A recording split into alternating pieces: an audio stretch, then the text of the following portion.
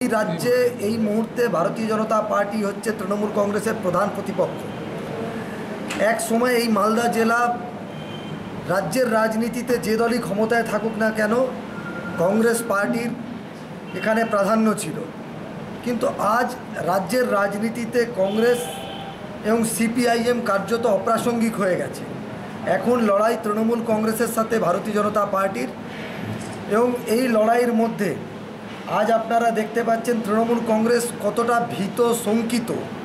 এতেই বোঝা যায় যে ভারতীয় জনতা পার্টির কেন্দ্রীয় সভাপতি একটি আদিবাসী দম্পতির বাড়িতে গিয়ে 25শে এপ্রিল মধ্যাহ্ন ভোজন করেছিলেন।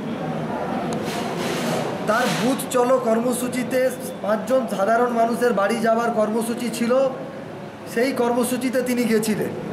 যার বাড়িতে তিনি মধ্যাহ্ন ভোজন সেরেছিলেন তাদেরকে বিজেপি থেকে বের করে তৃণমূল কংগ্রেসে জয়েন করানোর জন্য আপনারা দেখলেন দলীয় রাজনীতিতে যিনি দীর্ঘদিন ধরে কোণঠাসা সেই গৌতম দেব তাদের সঙ্গে চাপান করছেন এবং জোর করে তাদের হাতে পতাকা তুলে দিয়েছেন। এই পতাকা তুলে দেওয়ার রাজনীতি পশ্চিমবঙ্গে আমদানি করেছিলেন তৃণমূল কংগ্রেসের এক সময়কার অনেক বড় নেতা মুকুল রায়, যাকে আজকাল টিভির পর্দায় দেখা যায় না। তৃণমূল কংগ্রেসের দলীয় কার্যকলাপে খুব একটা তাকে দেখা যায় না। চ্যানেলেই আমরা দেখেছি নারদার স্টিং অপারেশনের ফুটেজগুলো। এই নারদার স্টিং অপারেশনের যে ফুটেজটা করেছিলেন তিনি একজন আপনাদের মতোই সাংবাদিক, ম্যাথিউ স্যামুয়েল। তিনি বিজেপির লোক নয়। তার স্টিং অপারেশনে আমরা দেখলাম তৃণমূল কংগ্রেসের বিভিন্ন নেতা নেত্রীরা টাকা নিচ্ছেন, টাকা পয়সা নিয়েছেন তৃণমূল কংগ্রেসের নেতা নেত্রীরা। হাইকোর্ট রায় দিয়েছে সিবিআইয়ের ইনকোয়ারি, সেই সিবিআই ইনকোয়ারি আটকানোর জন্য তৃণমূল কংগ্রেসের নেতৃত্বে যে সরকার তারা সুপ্রিম কোর্টে গেছে। সুপ্রিম কোর্ট রায় দিয়েছে সিবিআই ইনকোয়ারি। এরপরে আরেকটি মামলা রুজু করেছে ইডি। এরপরে কেউ যদি গ্রেপ্তার হয় তার সাথে বিজেপির কী লেনাদেনা আছে? এর আগে তো আমরা দেখেছি নেতাজি ইন্দোর স্টেডিয়ামে তৃণমূল কংগ্রেসের একটি সভায় মমতা বন্দ্যোপাধ্যায় বলেছিলেন আমি চোর, কুণাল চোর, মদন চোর, সৃঞ্জয় চোর। এবং পরবর্তীকালে দেখলাম সেই মমতা ব্যানার্জির পুলিশকে কুণাল ঘোষকে গ্রেপ্তার করতে আমরা দেখেছিলাম। এবারও তিনি এই একই ধরনের অভিযোগ তুলছেন।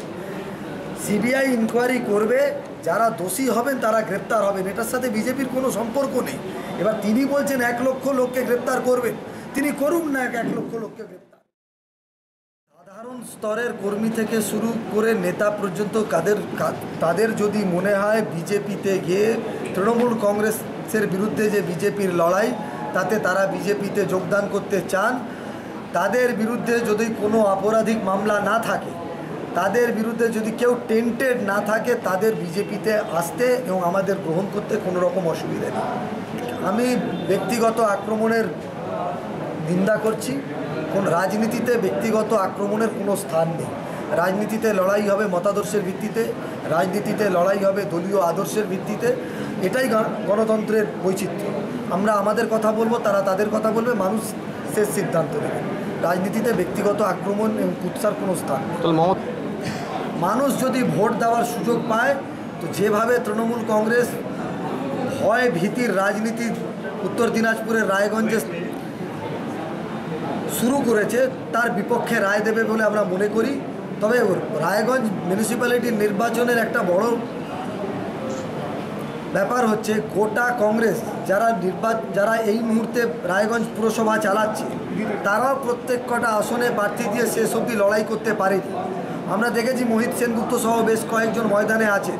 অধিকাংশ লোক ইতিমধ্যে হয়তো তৃণমূল জয়েন করেছেন বা নাম তারা প্রত্যাহার করেছে, কিন্তু ভারতীয় জনতা পার্টি মাথা উঁচু করে লড়াই করছে এবং ভোটের দিন যদি অবাধ এবং শান্তিপূর্ণ ভোট হয়, বিজেপির ভালো সাফল্য লাভ করবে বলে আমরা